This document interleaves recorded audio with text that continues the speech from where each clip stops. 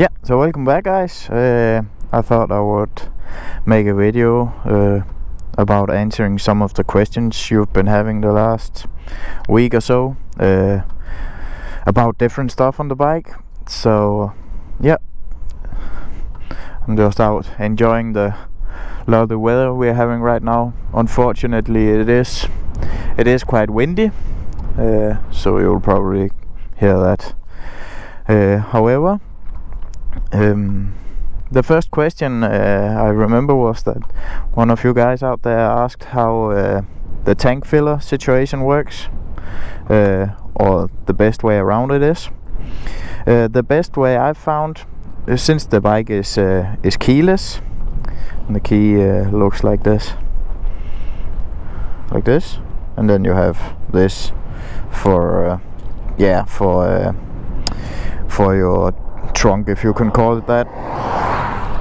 However, when it comes to refueling, you will have to put on the ignition, otherwise you're not able to open this, and I'm actually not sure if you pull this hard enough. I'm not sure if you break something, you probably will. However, put the ignition on. Whenever the ignition is on, you're able to open this. And when I first got the bike, I noticed that or what I usually did when I pulled into a gas station, I shut off the bike and then I remembered, oh yeah, I need to have the ignition on, otherwise this won't open. But that's actually not true. You can do it two ways.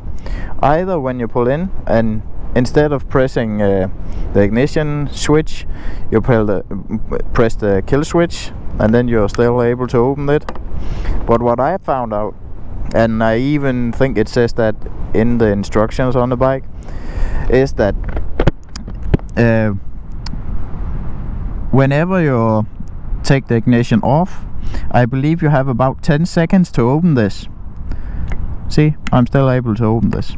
So I hope that answers your question somewhat. And the next question I got, I remembered, was what kind of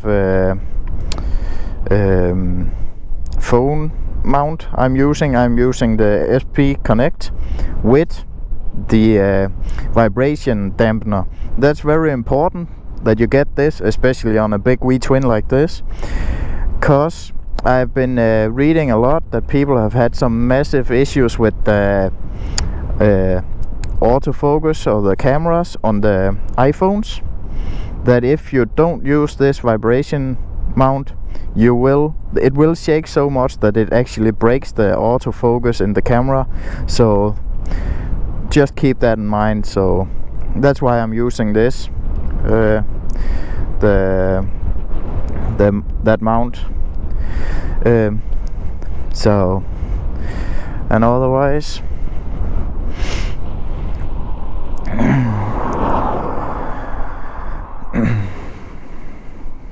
yeah, so right now it's all fucked up again, but that's just how it is. I'm still waiting on my full system from Austin Racing. I have been in contact with them now, and they say that if I'm lucky, I'll get it next week, or they will ship it next week. At that time I've been waiting 10-11 weeks or so. 10 weeks I believe. Yeah, on Tuesday it's 10 weeks I've been waiting, so a little longer than they stated on their website, but that's alright. I'm no hurry, simply because I'm not able, as of right now, there isn't a company that's made a viable or a solution. There isn't a company that's made a solution for these exhaust valve stuff.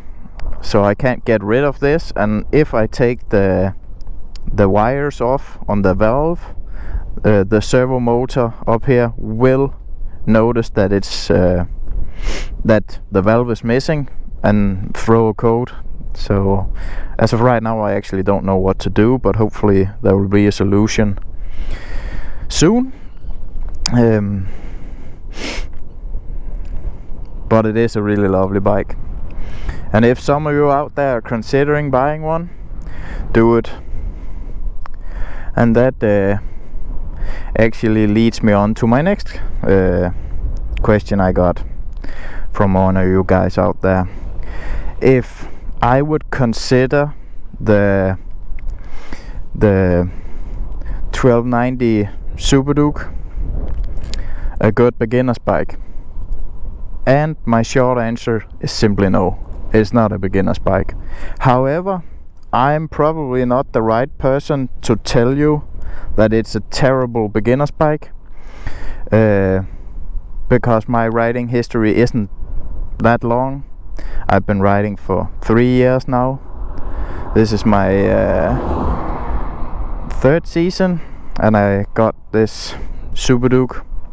So whenever I got my license here in Denmark, we have to, I believe it's somewhere around 16 hours of driving or riding on the road, and we have about 22 hours of theory in a classroom. That is stitched together, so you have a little bit of theory and then a bit of riding, a bit of theory again. So it took a little while before I got my license, and then when I got my license, I was lucky to ride the rest of that summer on an MT-07. Really nice bike for the price. So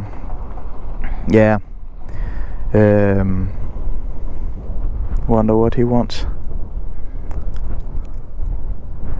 However, when the season after that started, I got myself a MT-09.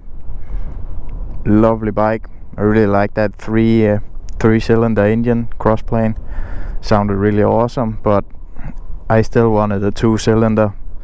So I rode a season on that and got this one. So I'm probably not the right person to tell you that it's a terrible beginner's bike, because despite it having all its electronics and all that stuff, if you're not really that good at riding or haven't had that much experience, I would simply not recommend it. That's for sure. Simply because despite it having all that electronic stuff, it's still able to do stuff that new riders would be terrified of. So, but it depends on the person, I would say. But I wouldn't recommend a Super Duke as a beginner's bike at all. And even some of my mates told me that buying this was a terrible idea, because I would just end up killing myself. So I simply wouldn't recommend this as a beginner's bike. And for future plans, so I'm still waiting on that exhaust, and I might put on a power commander and that stuff whenever stuff gets released for it, because of right now there isn't that much on the market. But that's just how it is.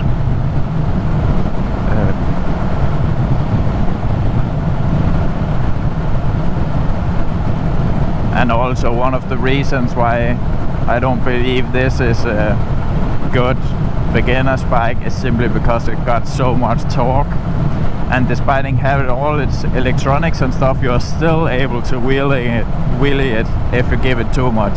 It will still pop the front wheel, despite it being in the anti-wheelie mode on, so it shouldn't allow to. But again, it depends a lot on people, but I'm pretty sure that if you buy one of these as a first bike, I'm pretty sure you're gonna you're gonna get scared. Yeah, you're probably gonna get scared, because this I haven't ridden that long.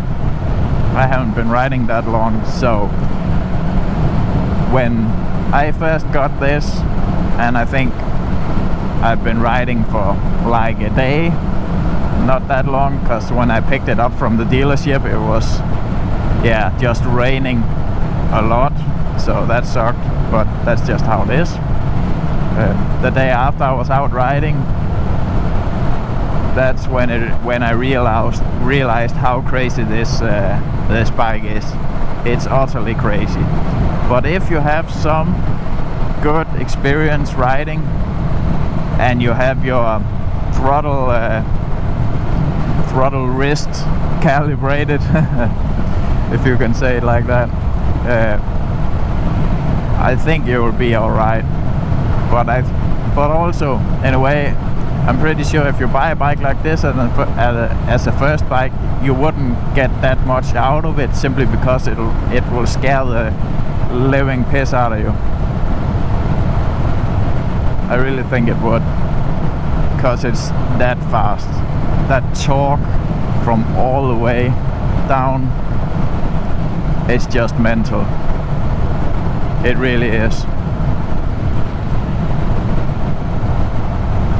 And even some people say that an MT-09 is also a terrible beginner's bike, because it's also got a lot of torque, and they're probably right. An MT-07, that's also a good bike, or at least I'm glad I started out on when I took my driver's license. I believe it was a Suzuki Bandit 600, was it? I believe so, yeah, or around there. So that's and then after that, when I got my license, I of course jumped to the MT-07. Really nice bike, also really torquey, and I'm glad that I started out like that, because I'm not sure I would get that much out of the Super Duke if I just came straight to this, because how does it behave and how does stuff feel and all that. So I believe as a new beginner's bike, don't buy a Super Duke. It's of course up to you. You can do you, I don't care. Yeah, so I hope that answered some of your guys' questions, and if you have any more, please comment down below, and I will try to answer them to the best of my abilities, which doesn't reach far, but yeah, we'll have to get the best out of it.